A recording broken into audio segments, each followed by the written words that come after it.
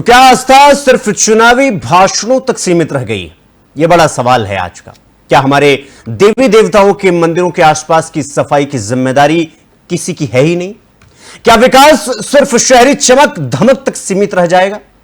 उत्तर प्रदेश की योगी सरकार को हिंदुत्व की रक्षा करने वाली सरकार के रूप में देखा जाता है। लोग मानते हैं कि जब तक योगी आदित्यनाथ सत्ता में हैं, तब तक कोई आस्था के साथ खिलवाड़ नहीं कर सकता है। लेकिन उनके ही क्षेत्र में कुछ ऐसे भी राजनेता हैं जो सरकार को कटघरे में खड़ा करने का काम किया करते हैं। आज हम आपको एक ऐसी सच्चाई दिखाने जा रहे हैं जो इस विश्वास को झकझोर कर रख देती है। आज के दौर में लोग आस्था को व्यापार और लापरवाही का जाल बनाकर रख दिए हैं सब लोग। इसलिए तो वो किसी ने सच ही कहा है। ये देखिए, ये रिपोर्ट देखिए। अपने भावों को, एहसासों को व्यापार मत बनाओ। आस्था को आस्था ही रहने दो। लापरवाही का जाल मत बनाओ। गंदगी बना जी का जंजाल। प्राचीन मंदिर के चारों ओर गंदगी का अंबार। खुले नाले से बह रहा है गंदा पानी। महिलाएं डर के साए में कर रही हैं पूजा। बच्चों की जान पर बना हादसे का खतरा। दरअसल नोएडा के वाजिदपुर गांव में स्थित एक प्राचीन मंदिर जो इलेक्ट्रॉनिक सिटी से ठीक सटा हुआ है, जहां लोग रोजाना सैकड़ों की संख्या में अपनी श्रद्धा लेकर आते हैं, वहां चारों ओर कूड़े का अंबार लगा हुआ है। बहने वाली नालियां पूरी तरह से खुली हुई हैं। खुले नाले से लगातार गंदा पानी बह रहा है, जिससे बदबू और बीमारियां फैल रही हैं। महिलाएं मंदिर आने से डरती हैं। बच्चे इस नाले के किनारे खेलते हैं, जिसमें कभी भी हादसा हो सकता है। बुजुर्गों की आंखों में श्रद्धा के साथ अब डर भी दिखाई देता है। आस्था के नाम पर राजनीति, सफाई के नाम पर सन्नाटा। तो अब सवाल उठना जायज है कि क्या यही है आस्था का सम्मान? क्या हमारे सांसद और विधायक सिर्फ वोट मांगने आते हैं? और अगर ऐसा नहीं है तो फिर क्यों चुनाव जीतने के बाद इस मंदिर को और यहाँ के लोगों को भुला दिया जाता है? क्यों लोगों को गंदगी में जीने के लिए विवश होना पड़ता है और पूरा राजनीतिक महकमा मौन हो जाता है?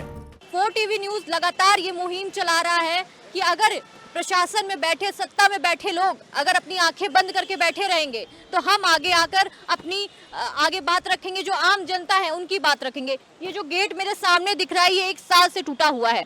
लोग यहाँ के परेशान हैं। इस गेट से मैं सीधा चाहूंगी, इस गेट से दिखाते हुए ये पूरा कवर किया जाए। ये पूरा जो वहाँ कूड़ा है वो भी, और लोगों से भी बातचीत करेंगे कि कितनी दिक्कतों में वो रहते हैं, किस तरीके की बदबू यहाँ पे आती है और कितनी बीमारियां होने का जो खतरा है, मेन चीज है जो बीमारी होने का खतरा है वो कितना ज्यादा बढ़ जाता है, वो भी बातचीत करेंगे। एक दिन में बहुत देर हो जाता है यहाँ पे रहना, बहुत दुर्बल है। हम मंदिर पे श्रद्धालु आते, बहुत दिक्कत होती है उन्होंने में। मैं आगे वो मंदिर गेट देख पा रही हूँ कि गेट में कितने सालों से टूटा हुआ है वो गेट। 1.5 साल हो गए से टूटे हुए। 1.5 साल से अभी तक कोई कार्रवाई नहीं। नहीं कूड़े की कार्रवाई हो रही, नहीं दीवार कार्रवाई हो रही है यहाँ पे। अच्छा, अभी तो कूड़ा एकदम साफ लग रहा है, अभी समेटा हुआ लग रहा है। अभी स्वयं 5 मिनट पहले उठाए कूड़ा मैम, लगभग 5-10 मिनट पहले अभी आई है गाड़ी यहाँ पे उठाने। कचरे वाली गाड़ी है वो सुबह सुबह हर जगह आती है, तो क्या यहाँ से कूड़ा नहीं लेके कूड़ा यहाँ पे देख के गाड़ी चली जाती है, कूड़े को देख के चली जाती, आती नहीं है? आती है पर उठाती नहीं है कूड़े को। ऐसा क्यों? उठाती क्यों नहीं? अगर हर जगह का कूड़ा ले रही है तो यहाँ का कूड़ा नहीं उठाती। वो कहते हैं ट्रक आएंगे, वो जेसीबी आएगी वो उठाएगी, वो इकट्ठा और कर देते, बाहर से गाँव में से इकट्ठा और यहाँ पे लाग करते हैं। यहाँ पे दिक्कत होती है श्रद्धालु को, सब लोगों को।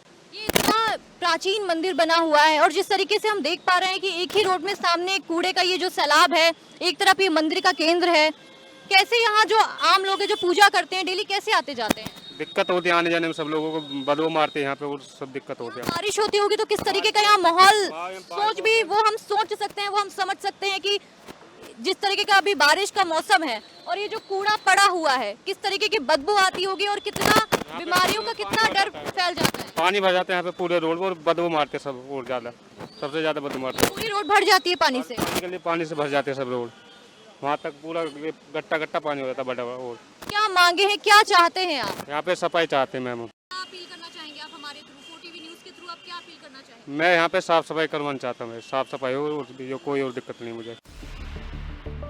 शिकायतें की, न अधिकारी आए न सफाई हुई। गांव के लोगों का कहना है कि उन्होंने कई बार शिकायत की, लेकिन न तो नगर निगम आया न ही कोई अधिकारी।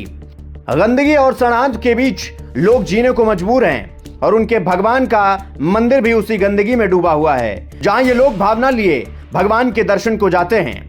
प्राचीन मंदिर की दुर्दशा जिम्मेदार कौन? पूजा को जाती महिलाओं में फिसलने का डर, भगवान का घर गंदगी में डूबा हुआ, क्या मंदिर के पास भी नहीं सफाई मुमकिन?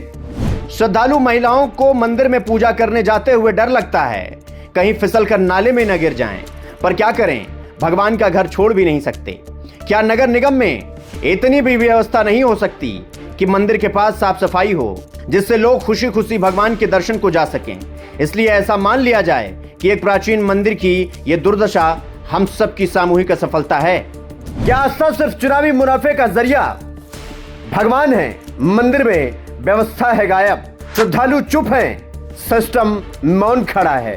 अब जरूरत है आवाज उठाने की। ये रिपोर्ट सिर्फ एक मंदिर की नहीं है, ये सवाल है हमारे सिस्टम से, हमारे नेताओं से और हम सब से। क्या आस्था सिर्फ मुनाफे का सौदा बनकर रह गई है? क्या मंदिर में भगवान तो है, पर व्यवस्था से भगवान भी नाराज हैं? इसलिए आज जरूरत है कि हर श्रद्धालु सरकार के इस रवैये के खिलाफ आवाज उठाए। इसलिए बाजितपुर गांव के आम जनता से यह कहना चाहूंगा कि आप बस मिलकर सवाल उठाइए, आवाज बनिए, ताकि मंदिर में सिर्फ घंटी नहीं, व्यवस्था भी गूंजे।